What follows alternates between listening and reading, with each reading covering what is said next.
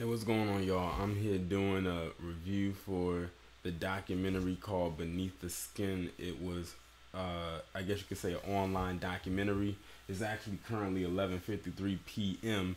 on December 2nd, 2017. So excuse me if I lack a little bit of enthusiasm, but it's not only because it's late, but because I can't be completely energetic when it comes to this particular uh, documentary that I watch. First, I have to give a huge shout out to the 1LVZ for recommending that we watch this documentary. I was in the live stream earlier with Nicole from Nicole's View, and he was on there along with O Jackson Ali, and he was telling us that we need to watch this documentary, and he wanted to see what what we thought about it in the form of a video. So here's mine. And let me tell you, this was a very loaded piece of material right here that I just watched. It was split into three parts. It's probably a total of maybe close to an hour long. One part was like a little over 16 minutes. One was about, and another one was about the same amount, and the last part was about 18 minutes. So it was probably about a little over, or maybe close to an hour long. And basically, this story followed the shooting of an individual by the name of Rashad McIntosh. I can be honest, before this documentary, I didn't even know who that was. That was one of those stories that I guess got buried underneath a lot of other stories.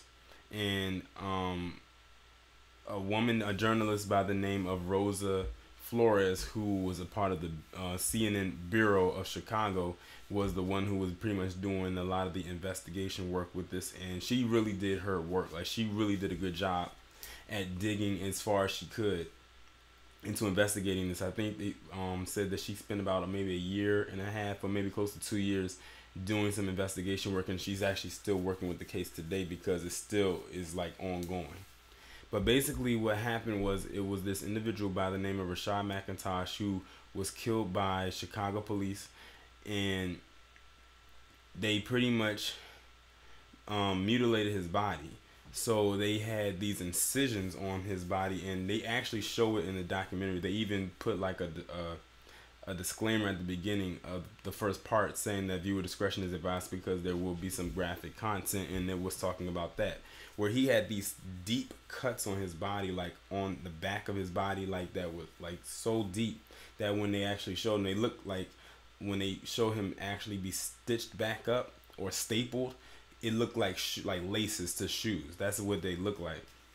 My first immediate thought was this had to be organ harvesting or something to that effect.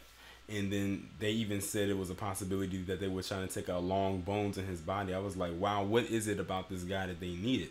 But then when they came back with the autopsy report, when she talked to her autopsy person, it was saying that it had something to do with bruising, and they were trying to cover something up with the bruising. I forgot exactly what it is. I just highly recommend that you watch it for yourself, because I'm not going to sit here and try to give away every single thing. I'm just giving away a lot of parts that stood out to me, and it was quite a bit. But that part right there kind of like just hits you, because you can't really deny what you just saw on your screen with that. That was very gruesome. Like, they literally cut and did incisions from like the whole back part, like from his, like, you know, all of his forearm to the back part of his arms, down the spine and around just everywhere. Like, it's really graphic. It's like, I wouldn't even show you a picture on here because it's that graphic. But I have to give a kudos also to his mother, because that's a very strong woman right there to have to deal with so much. Now, mind you, this happened back in 2014, and it is now 2017. And his mother actually filed a lawsuit. I think it was a class action lawsuit, like for a wrongful death suit. That's what it was, against the city of Chicago. And she's still to this day waiting for her day in court. And even the journalist Rosa says she could possibly be waiting forever. And as crazy as that sounds, she's probably right. There's a lot of people who go through these things with their families and they never see justice. And I mean, living in this establishment, it is what it is. And speaking of not seeing justice, they also talked about Laquan McDonald. As we all know, he was the young black man that was shot 16 times. They also talked to 3 other black mothers who also had their sons be killed unjustly. But they said what was different about them is that those three did not have those same incisions and cuts on their body like Rashad McIntosh did. So they said, what made his death or so unique for them to have to cut up his body the way that they did? And I said that was the same question I had. What was so interesting about him that they didn't do the same things to the other ones? The other three mothers even echoed the same thing and said that they don't have faith in the Chicago police anymore, or the justice system is broken, or they just don't trust the system at all. And I think that's something that a lot of black people echo when it comes to situations such as these. Now, one thing I like I said, is that the woman Rosa really did her investigative work when she was looking at the surveillance cameras, because his mother had pointed out that there are surveillance cameras on these blocks that watch in these black neighborhoods. And it's amazing that they put those there in the so-called hoods and ghettos and things of that nature, but they'll never put something like that in the suburbs. And there's a lot of crime that happens there, but of course mainstream media won't put something out like that. But she pointed out there were surveillance cameras in the area where her son was killed, and they was looking at it and examining it. And then when they was looking at it, of course the police, they gave their own version of the story, but then after further investigations, they pretty much, almost every person or every cop that was involved pretty much lied. One said he was around the corner, around the back when the shots happened, even though his car was still right there. What gave it away was they pulled the guns. And see, here's the thing. They came out of the car ready to open fire. Like, they came out and pulled the guns on them. It almost reminded me of Tamir Rice. When Tamir Rice was killed, it's almost like they did almost like a drive-by. Like, they were this close to him and almost ran him over with their car, pulled out the car and shot him like 2.5 or maybe it was a 1.5 seconds after getting out of the car, because they said he had a toy gun or something to that effect. Now, they came up and pretty much did the same thing. They just didn't shoot anybody. Now, they had got a tip that it was two guys there who had a gun on them. And then in the clip, you see Rashad McIntosh, and then he's the only one that ran. They chased after him. Now, like I was saying about the guy in the car, the cop in the car saying that he was around the back. But when they did the timestamp and showed that the indication that there were shots fired, the guys who had the guns held on them, they dug down, and his car was still right there. So there was no way he was clearly around the back.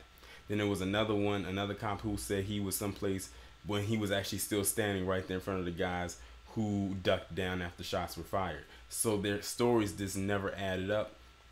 Then they actually were able to interview the cop that killed Rashad McIntosh.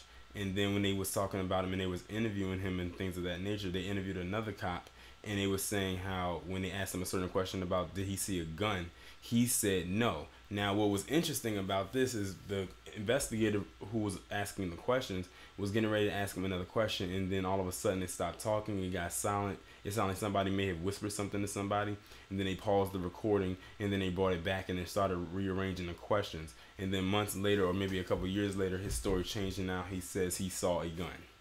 I said, if that's not some shady stuff right there, I don't know what is. But we all know that the Chicago PD and a lot of these other departments around the establishment, they all pretty much in their own way operate like a gang. That is no surprise. The BPD, which is the Baltimore Police Department, or the BCPD, LAPD, NYPD, anything that pretty much ends in PD pretty much is a GANG or operates like one.